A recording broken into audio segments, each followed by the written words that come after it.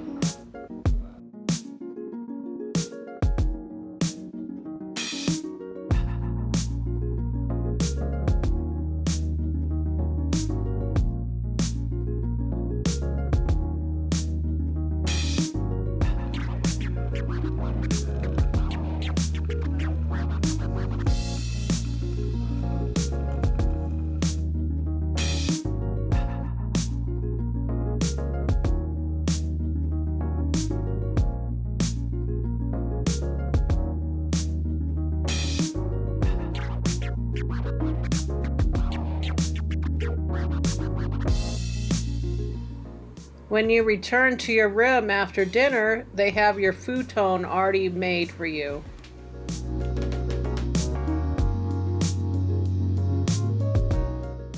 Thanks so much for watching. Don't forget to hit the like button and subscribe. Would you visit a Ryokan when you go to Japan? Leave a comment. I'd love to hear from you. Bye.